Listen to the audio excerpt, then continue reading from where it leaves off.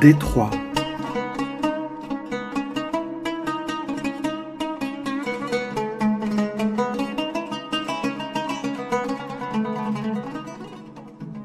Taha Amyar est né dans les années 80 à Tanger, où il a grandi.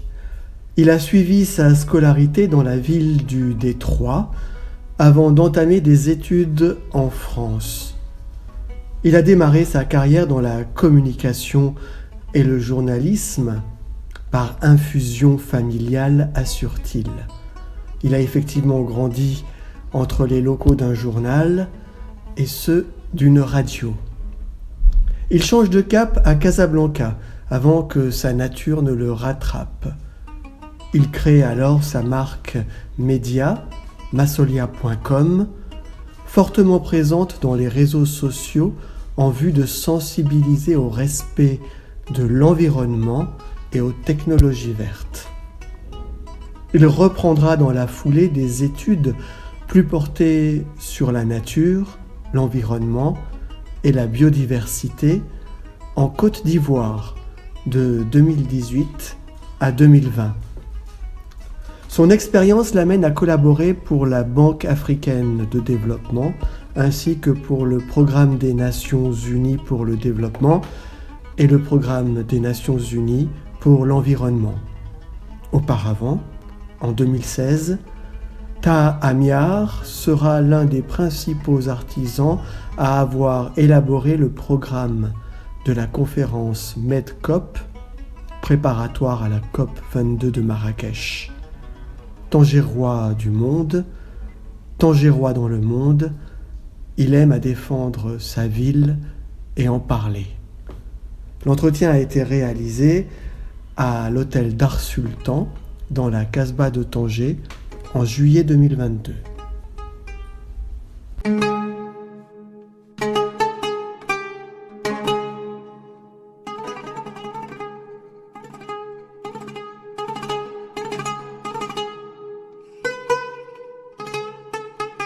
Taha Amyar, tu vas nous raconter un peu quel a été ton parcours, mais tout d'abord, principalement, tu vas nous dire ce que représente pour toi être un Tangérois du monde. Quel est le sens de cette expression ?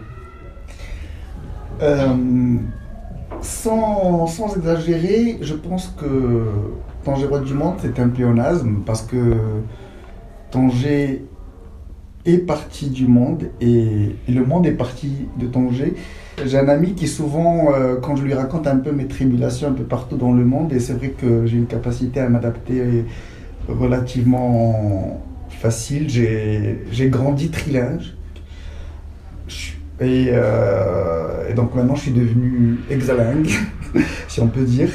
Et c'est vrai qu'en général, le fait d'avoir grandi à Tanger, ben, ça te prédispose à être un peu une éponge, à apprendre tout ce qu'il y a à apprendre de la diversité culturelle et diversité au sens très large du terme. Tanger est une ville multimillénaire qui a été fondée vraisemblablement par les Phéniciens. C'est une ville qui, pendant des décennies, au début du siècle dernier, a été un peu un centre névralgique de transit de tout type de profil, a été une source d'inspiration, a été portugaise, britannique, espagnole,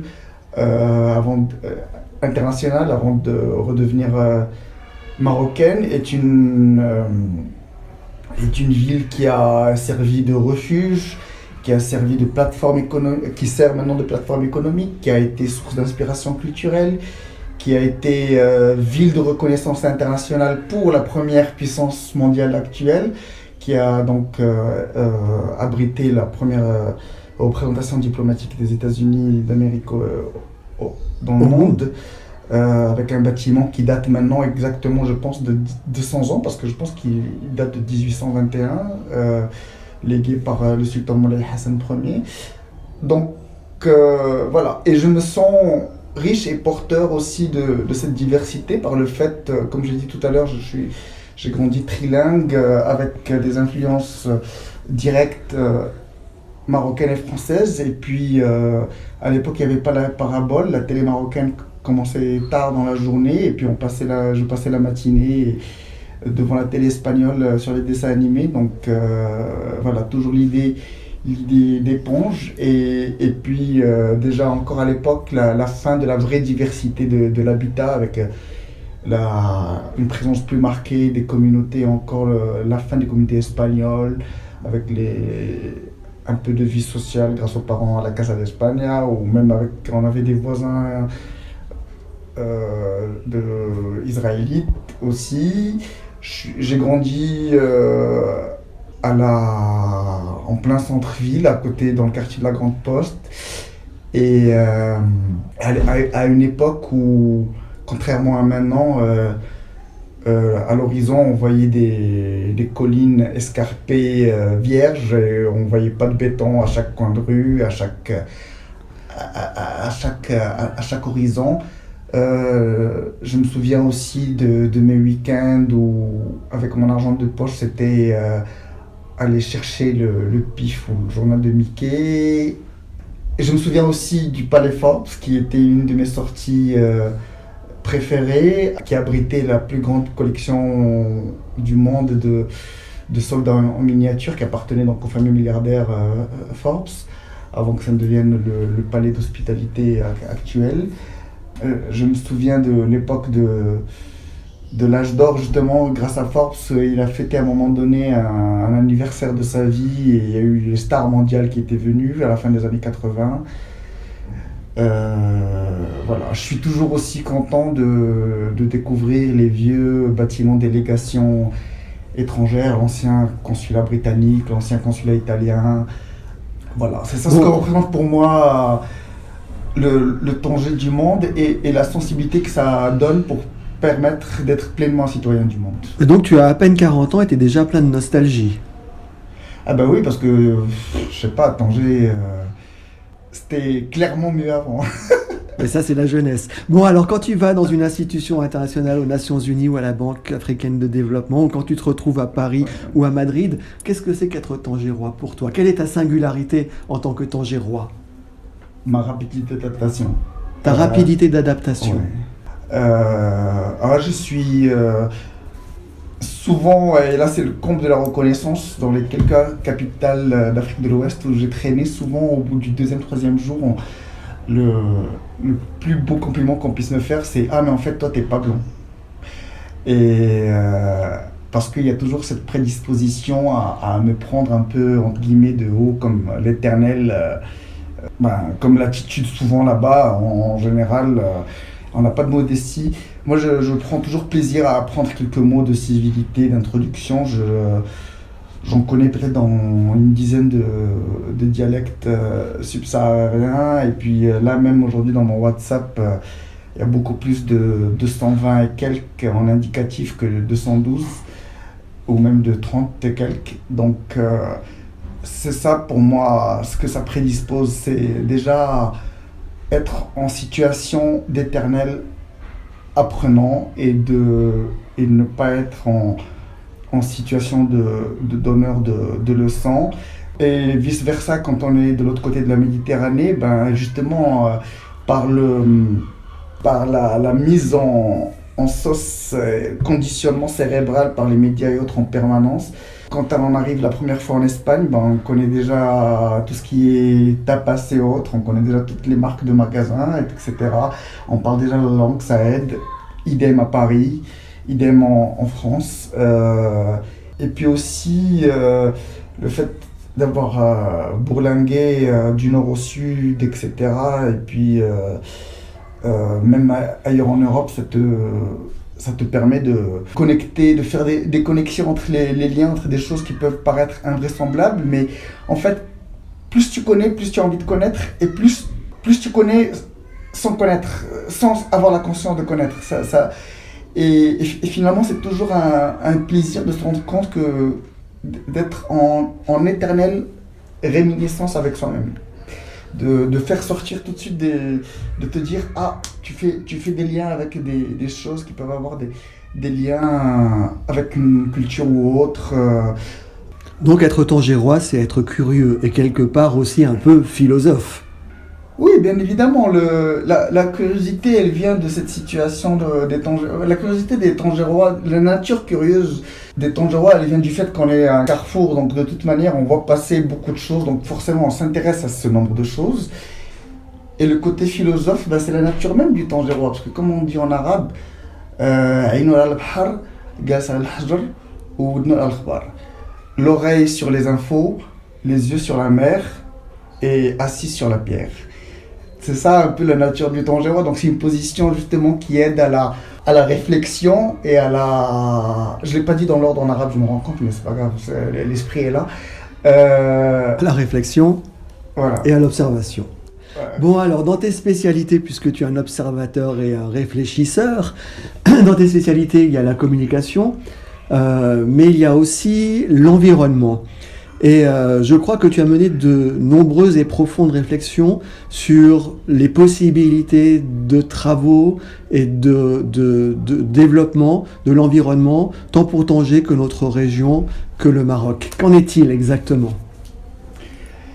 Bon, moi je suis peut-être l'un des derniers ou les seules générations de ma génération, ou en tout cas à niveau socio-économique comparable, qui ne suis pas motorisé, qui n'a jamais été motorisé et qui a peut-être eu son passeport plus par son permis de conduire plus par défaut, pour juste un peu comme un espèce de rite d'initiation sociale. Je l'ai eu à 24 ans, j'ai fait partie de ces gens-là, peut-être très rares à ne pas avoir essayé de voler les clés de la voiture à ses parents à 16-17 ans, à n'avoir pas couru à l'auto-école à ses 18 ans plus un jour. Et donc j'ai marché, et justement marché, réfléchi, et puis j'ai vu aussi au niveau local, j'ai vu aussi l'évolution de l'environnement, tout simplement, parce que il y a des zones qui faisaient partie de mes zones de balade qui sont maintenant pleines de R+7 sociaux, vers Msnana et autres, ou même vers Moujahidine. Ça faisait partie de mes... sans même parler de Millet, qui est maintenant, ça y est, en voie d'urbanisation à Medjouna et autres, c'est fini. Mais ça te donne une sensibilité. Après, je fais partie aussi, avant même la situation actuelle, moi je me souviens, je suis suffisamment vieux à Tanger pour me souvenir des coupures d'eau jusqu'à la fin des années 80, donc j'ai gardé cette sensibilité-là. Et idem pour tout le reste. Et donc après, à un moment donné, à mon retour de France, où je me suis un peu paumé à me retrouver à moi-même, je voulais me créer un truc qui me ressemblait, à me faire plaisir, et c'était la vague Nord, énergie renouvelable et autres, le greenwashing, qui s'avérait pleinement greenwashing malheureusement par la suite. Au niveau national, j'avais décidé de lancer ce portail-là, masolia.com, sur la base de la promotion d'un développement responsable, d'où le Mesoulia, le nom Mesoulia. Et donc ça, c'était direct au niveau national. Nul n'étant prophète dans son pays, ce n'est que 6 ans plus tard que j'ai pu avoir pleinement l'occasion de me réaliser en travaillant sur un sujet qui m'intéresse, dans un environnement qui m'intéresse, qui était pleinement l'environnement tangérois, en prenant en charge un peu la coordination du programme scientifique de la Medcop à l'époque, en 2016. Donc voilà, toujours pareil, se grandir ailleurs pour réappliquer à Tanger. La sensibilité à l'environnement, donc comme je disais tout à l'heure, c'était juste par moi-même. Après, le temps que j'ai passé en Afrique de l'Ouest, tu découvres d'autres écosystèmes, tu découvres d'autres rapports à la nature, les restes de beaucoup plus de rites animistes ou autres, une proximité plus forte, des problèmes d'accès et de répartition des ressources, des conflits avec la vie sauvage plus forts. Et j'ai décidé, toujours pareil, à combler un peu ce petit manque en moi par une formation théorique sur un intérêt pratique que j'avais mené. Donc c'est là où j'ai effectivement décidé de m'inscrire en master à l'environnement, et j'ai encore travaillé sur un écosystème qui n'est pas du tout présent en Afrique du Nord, qui est les mangroves. Et donc voilà, toujours cette idée d'en savoir plus pour avoir l'occasion de comprendre plus.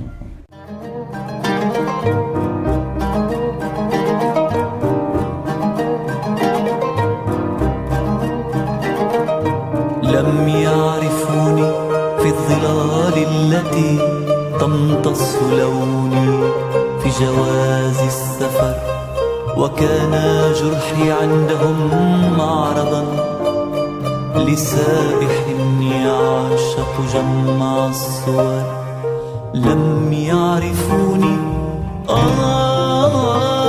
لا تتركي كفي بلا شمس لأن الشجرة يعرفني تعرفني كل آذان المطر لأن الشجرة يعرفني تعرفني كل آذان المطر لا تتركيني شاحبا كالقمر كالقمر. Mais à Amiars, les mangroves c'est bien beau, mais il n'y en a pas beaucoup dans la région. À Tanger, c'est pas une région de mangroves. Comme j'ai dit tout à l'heure, c'était justement l'idée de. Je suis quelqu'un qui n'a pas peur de sortir de mes zones de confort. Ça ne m'intéressait pas de faire quelque chose de commun, ça ne m'intéressait pas non plus de faire mon terrain au Maroc. Je voulais avoir l'occasion de poursuivre la découverte. Les mangroves est un écosystème très particulier qui fait le même travail que font les rochers ici sur le littoral ou les falaises sur le littoral marocain. C'est des zones, comme le disaient les villageois à l'époque, c'est des arbres qui poussent dans l'eau. Et donc ça fait des forêts qui protègent des vagues, qui assurent la transition entre eau salée et lagunes eau douce. Et c'est des zones de frayère pour les poissons, c'est des zones d'ombre pour les oiseaux, c'est des lieux de vie, les racines pour les crabes, épurer l'eau, l'oxygénation, et puis d'une manière plus comptable, ça capte 5 fois plus de carbone que les écosystèmes terrestres classiques. Donc l'enjeu de restauration était aussi lié à des mécanismes justement de promotion de tout ce qui est finance carbone et autres. Et aussi, en fait, cette question de captation de carbone, elle est liée à la richesse justement en termes de carbone. Et tout le challenge, c'est pareil dans beaucoup d'écosystèmes. Et c'est là où on comprend que le désert était une ancienne forêt, le Sahara était une ancienne forêt très humide. C'est qu'en fait, tout le challenge après, c'est entre l'avidité de l'homme et le besoin de survie. Tu peux lire et visiter et voir en long et en large et en travers et discuter avec les pêcheurs, discuter avec les fumeuses de poissons, discuter avec les marchandes, comprendre la notion de la valeur des écosystèmes, les services écosystémiques. Donc c'est un peu les bénéfices que tirent les hommes de la nature. Et voilà, et la nature est belle, il faut la préserver tout simplement. Et puis la mangrove est aussi un excellent moyen de lutter contre l'érosion. Mais alors, ton savoir que tu as acquis, qu'est-ce qu'il en résulte pour nos côtes à nous, ici entre la Méditerranée tangéroise et l'Atlantique? Pour la Méditerranée, au sens strict, pas directement applicable, mais j'y reviendrai. Par contre, la réalité des mangroves, malheureusement, à moyen terme, c'est un savoir qui peut être utile même au Maroc, malheureusement, parce que là, avec le changement climatique, ça monte quand même, ça dépasse le Sénégal, ça arrive jusqu'au parc maintenant, la moitié sud de la Mauritanie. Et en fait, ce qui se passe, c'est qu'avec le changement climatique et l'acidification des océans, avec la montée de température de l'eau, les conditions peuvent être réunies pour que dans 10-15 ans, ça puisse remonter aussi vers le sud du littoral marocain. Et donc, ça fait une réserve de connaissances qui peut être mise plus tard. Pour la Méditerranée, il y a une connaissance indirecte qui est liée au danger des espèces invasives en général, et ça on le vit déjà du côté de la Corse, de la Sardaigne et des Baléares avec les algues et autres. C'est que de toute manière, c'est un indicateur sur les menaces en tout cas que j'ai pu identifier dans mon travail de terrain, c'est un peu la même chose que les menaces liées au fond marin méditerranéen, c'est que à cause justement du changement climatique ou des pollutions, les pollutions, que ce soit les émissions des eaux non traitées des villes ou les dégazages des bateaux ou autres, la rupture des équilibres des écosystèmes, poissons, le cycle de la prédation, le cycle de la régénération de la nature, le fait que trop de pression en permanence ne permette pas la régénération de la flore et de la faune. C'est ça, c'est qu'il y a des problèmes d'espèces invasives. Si vous voyez par exemple un cours d'eau quelque part qui est tout vert, c'est parce qu'il y a trop d'algues, c'est l'eutrophie, c'est juste qu'il y a peu d'oxygène. Et malheureusement, la Méditerranée est une mer fermée. La preuve, c'était, les Romains appelaient ça Mare Nostrum parce que c'était suffisamment petit pour qu'ils les contrôlent en entier. Et elle ne se renouvelle que par l'isthme de Suez et le détroit de Gibraltar. Donc, en gros, quand il y a une détérioration, c'est difficile à y remédier. Parce que tout simplement, l'eau se renouvelle difficilement, il y a trop de pression, c'est une mer qui est entourée par beaucoup de pays qui sont au nord des puissances touristiques mondiales avec plus de 80 millions de touristes sur 4 ou 5 pays différents. Des pays qui au sud dépendent aussi économiquement beaucoup du tourisme. Donc c'est un peu la quadrature du cercle à résoudre, quoi. Là, tu nous annonces en fait des années difficiles à venir. On les voit déjà venir parce que par exemple, malheureusement, le retard dans le développement touristique au sud aurait pu être mis à profit pour voir qu'entre-temps, au nord, il s'était arrêté, mais on n'a pas tiré cette leçon-là. Et on voit bien, par exemple, à Saïdia, ça a été complètement bétonné. On voit bien qu'il y a des zones humides qui sont asséchées, comme à Smir ou encore à Moulouya, toujours à côté de Saïdia. Et les zones humides en général, c'est un peu comme les mangroves, c'est des zones capitales parce que ça fait la transition entre l'eau douce et l'eau salée. C'est des zones de transit pour les oiseaux. Donc déjà, quand tu bétonnes, c'est un peu comme si tu enlevais une aire de repos aux oiseaux sur des trajets qui font des milliers de kilomètres. Donc déjà, tu perturbes leur cycle de reproduction. Et malheureusement, et on continue encore à réfléchir à l'infrastructure portuaire et la pression, en tout cas anthropique, sur la pression des activités humaines sur la mer Méditerranée est extrêmement forte. Et bon, c'est pas force de beaucoup d'observatoires, il y a la Maison méditerranéenne ici à Tanger, il y a l'Institut l'Union internationale pour la conservation de la nature à Malaga, il y a des institutions à Athènes, à Marseille et autres. Mais là, je ne sais pas si la bureaucratie, dans quelle mesure, va aider beaucoup plus que l'éveil des consciences des populations. Il y a aussi la pression liée à l'évolution économique normale des pays, parce que par exemple, dans les Balkans, la côte adriatique s'est beaucoup développée, c'est devenu un spot de tourisme de luxe. Donc chacun veut sa part du gâteau du développement, chacun veut sa part du gâteau des marinas. On a malheureusement l'influence bête et méchante de choses comme celles qui se passent à Dubaï ou autres, avec toujours l'ébahissement devant les tours, devant les polders, devant les terrains gagnés sur la mer. Ça fait des choses. Mais là, en gros, on ne prend pas du tout le bon chemin, donc, parce qu'on est très loin d'aller vers une décroissance de l'urbanisation et de l'occupation des littoraux. Bien au contraire, on va vers une surexploitation. Donc finalement, ça va aller encore plus mal. Et la Méditerranée, elle est en survie. Elle a une pression, elle subit une pression excessivement forte. Il y a beaucoup d'espèces déjà en liste rouge de l'Union internationale de conservation de la nature, que ce soit des espèces végétales ou faune ou flore. Il y a des zones d'intérêt biologique qui ne sont pas respectées.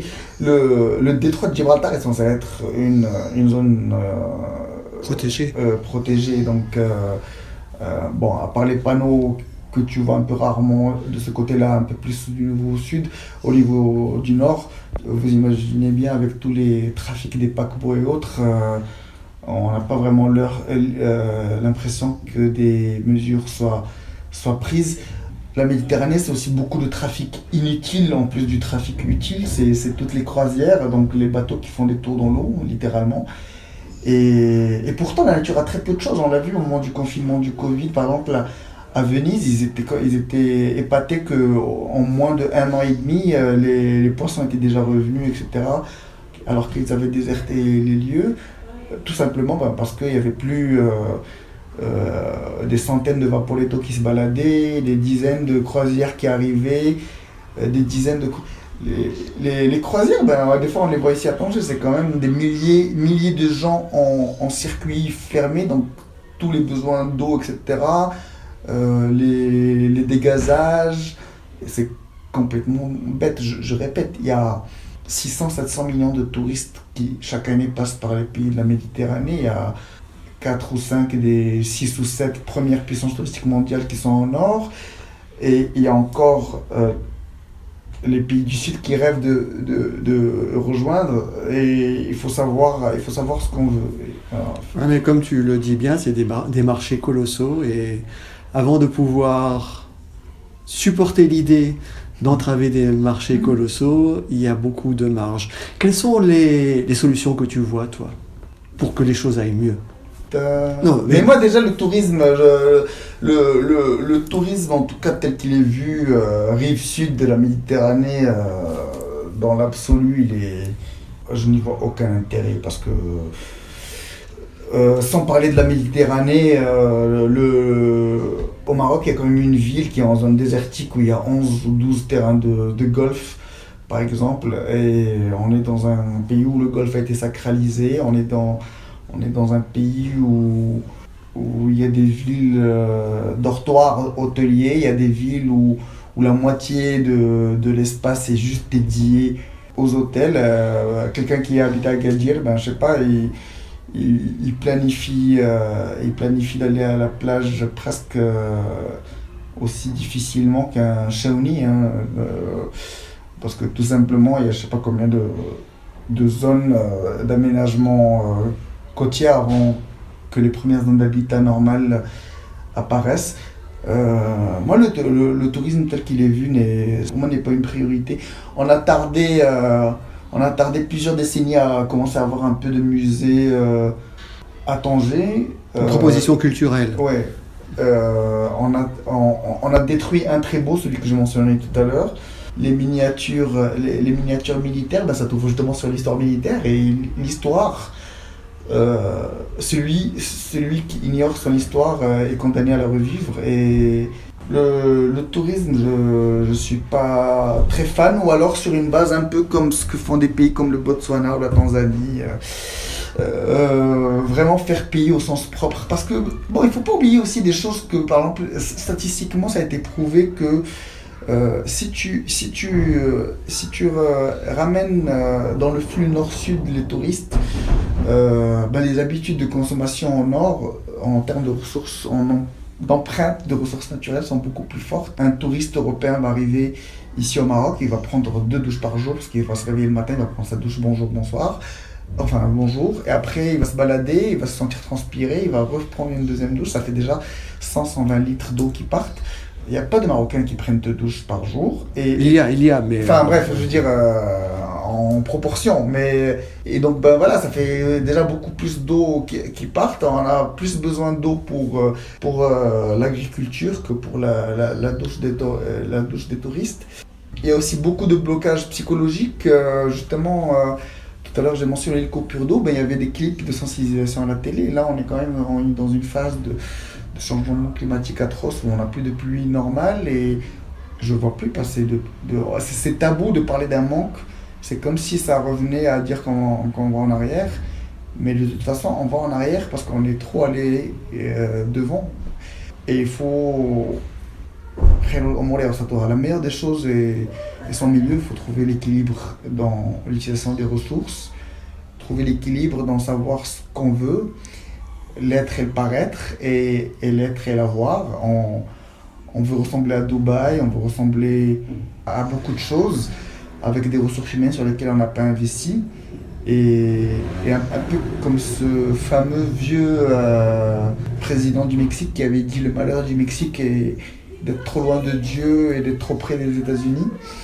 C'est un peu le Maroc, c'est qu'en fait on est trop proche de l'Europe, donc on a la frustration de ne pas être développé comme en Europe, et on garde que l'image de l'enveloppe, les infrastructures et autres, mais on perd le fond d'investir dans ce qui est vraiment important, parce que il n'est de richesse que d'hommes, mais c'est le capital humain qui est important, et tu le vois dans le parcours de vie de pays comme le Rwanda ou autres qui ont réussi à émerger après avoir littéralement risqué l'extinction grâce à l'investissement dans la ressource humaine, et tu le vois aussi dans le process d'émancipation des pays d'Europe de l'Est, où grâce au capital humain, ils ont pu gérer une transition en 30 ans qu'on n'a pas pu gérer en 60 ans ou 70 ans.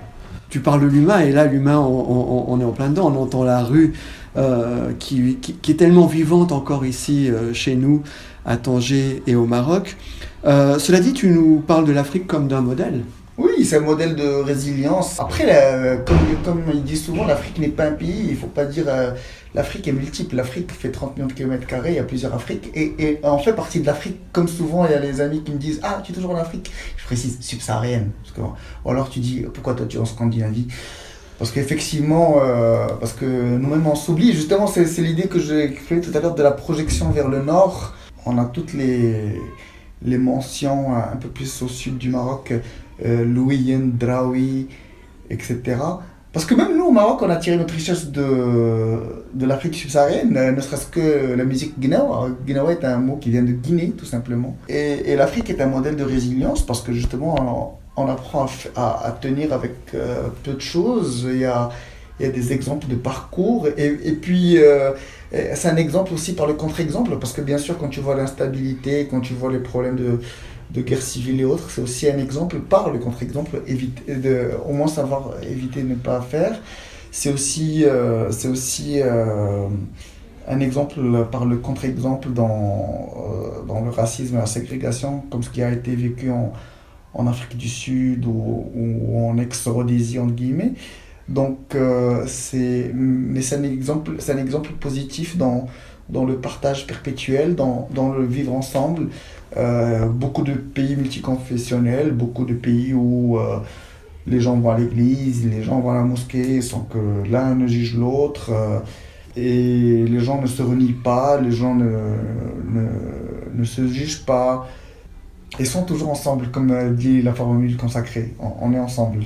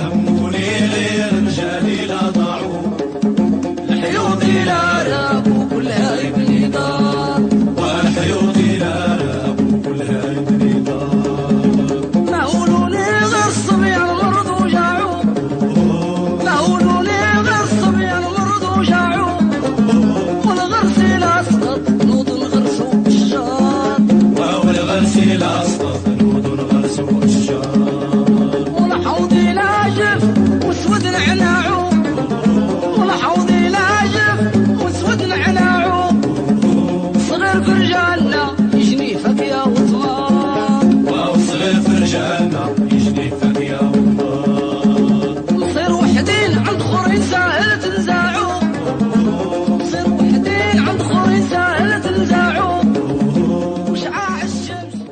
être ensemble. Donc la solution, pour ne plus foncer dans le mur comme nous le faisons, c'est soyons africains. Oui, dans la pluralité. Et même, soyons juste nous-mêmes. Là, maintenant, l'occasion, avec les difficultés d'obtenir un visa, pensez moins en vacances en Espagne et en France, et pensez plus aux vacances. Il y a des spots magnifiques au Maroc, l'Atlas, le Moyen Atlas, le Haut Atlas, l'Anti-Atlas, Taroudant, Khnifra, Ben Nimlal, Ben Louidan, le sud-est, Tinrir, Zagora, redécouvrir la multipolarité du judaïsme berbère, les nomades, tâter la difficulté. Là, tout le monde est étonné que l'argan ou l'huile d'argan devienne de plus en plus chère. Ça aussi, c'est lié au changement climatique. Les arbres meurent, la cédraie de l'Atlas est en train de mourir, donc il faut profiter du moment présent. Il faut sortir des sentiers battus, sortir enrichi et donne matière à penser, parce que finalement, suivre la meute ne mène nulle part. Ces 2 ans de Covid nous ont montré aussi que sans ce tourisme, la vie était difficile. Mais finalement, tu nous dis que pour lutter contre de potentiels méfaits du tourisme, soyons touristes aussi. Oui, chez nous, déjà on prend pas la viande et on se connaît mieux. S'il y a plus de tourisme intérieur, il y a plus de confiance mutuelle et de connaissance de soi, et ça aide aussi. La qualité et la quantité des interactions, c'est ce qui nous construit en tant qu'humains. Par exemple, moi dans ma vie, j'ai mieux connu la France avant de mieux connaître le Maroc, par exemple. Parce que je me suis baladé en France quand j'étais étudiant, et je n'ai commencé à me balader au Maroc qu'à mon retour. Par contre, j'ai fait des spots inutiles, et j'ai pas juste fait Marrakech et Fès et autres. Comme je disais tout à l'heure, je me suis baladé un peu partout au Moyen Atlas et autres. Les villages, j'ai campé, je suis monté au Toubkal, c'est quelque chose de très beau à faire. J'ai contribué au nettoyage du Toubkal, et il faut parler moins et faire plus. Merci Tahamiar pour ces conseils pour nous aider à vivre mieux ensemble. Merci Philippe.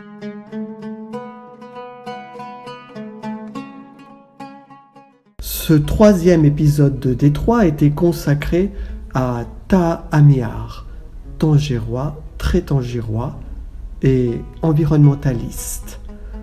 L'entretien a été réalisé à l'hôtel Dar Sultan dans la Casbah de Tanger, et vous avez entendu les enfants jouer dans la rue et les goélands crier dans le ciel.